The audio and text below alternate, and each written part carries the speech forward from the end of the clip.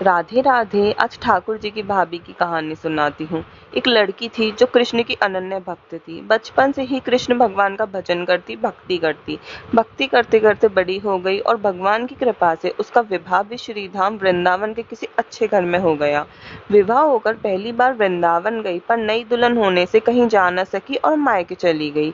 फिर वो दिन भी आ गया जब उसका पति उसे लेने उसके मायके आया। अपने पति के साथ फिर वृंदावन पहुंची। पहुंचते पहुंचते उसे शाम हो गई। पति वृंदावन में यमुना किनारे रुक गया। पति ने कहा, देखो शाम का समय है, मैं यमुना जी में स्नान करके अभी आता हूँ। तुम इस पेड़ के नीचे बैठ जाओ और सामान का ध्यान रखना, मैं थोड़े ही समय में आ जाऊंगा। यहीं सामने हूँ, कुछ लगे तो मुझे आवाज दे देना। इतना कहकर पति चला गया और वह लड़की वहीं बैठ गई।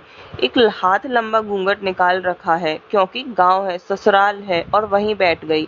मन ही मन विचार करने लगी, देखो ठाकुर जी की कितनी कृपा है, उन्हें मैंने बचपन से भजा और उनकी कृपा से मेरा विवाह भी श्रीधाम वृंदावन में हो गया। मैं इतने वर्षों से ठाकुर जी को मानती हूँ, परंतु अब तक उनसे कोई रिश्ता नहीं जोड़ा। फिर सोचती है, ठाकुर जी की उम्र क्या होगी, लगभग 13 वर्ष के होंगे। मेरे पति 20 वर्ष के हैं, तो उनसे थोड़े छोटे हैं, इसलिए मेरे पति के छोटे भाई की तरह हुए और मेरे देवर की तरह। तो आज से ठाकुर जी मेरे देवर हुए। अब तो ठाकुर जी से नया संबंध जोड़कर वह बहुत प्रसन्न हुई और मन ही मन ठाकुर जी से कहने लगी, देखो ठाकुर जी, आज से मैं तुम्हारी भाभी हूँ और तुम मेरे देवर हो गए। इतना सोच ही रही थी, तभी 10-12 वर्ष का बालक आया और उस लड़की से बोला, भाभी भाभी। लड़की अचानक अपने भाव से बाहर आई और सोचने लगी, वृंदावन में तो नहीं हूँ, ये भाभी कहकर कौन बुला रहा है। नहीं थी, इसलिए घूंघट भी उठाकर नहीं देखा, कहीं गांव का बूढ़े बड़े ना देख ले। अब वह बालक बार बार कहता, पर वह उत्तर ना देती। बालक पास आया और बोला, भाभी नेक अपना चेहरा तो दिखाइयो।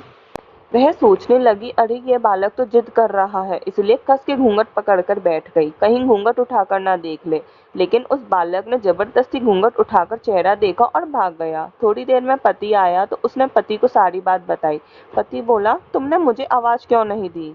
पति बोला, चिंता मत करो, वृंदावन बहुत बड़ा थोड़ी है, कभी किसी गली में खेलता मिल गया तो हड्डी पसली एक कर दूंगा, फिर कभी ऐसा नहीं करेगा। तुम्हें जहां भी दिखे मुझे जरूर बताना। फिर दोनों घर आ गए। कुछ दिन बाद उसकी सास ने अपने बेटे से कहा, बेटा देख, तेरा विवाह हो गया, बहू मायके से भी आ गई, पर तुम दोनों अभी तक बांके बिहारी जी के दर्शन के लिए नहीं गए। कल जाकर बहू को दर्शन करा कर लाना। इसके आगे की कहानी मैं नेक्स्ट पार्ट में सुनाती हूँ। अगर वीडियो अच्छी लगी हो तो चैनल को सब्सक्राइब कीजिएगा, वीडियो को लाइक कीजिएगा। राधे राधे, जय श्री कृष्णा।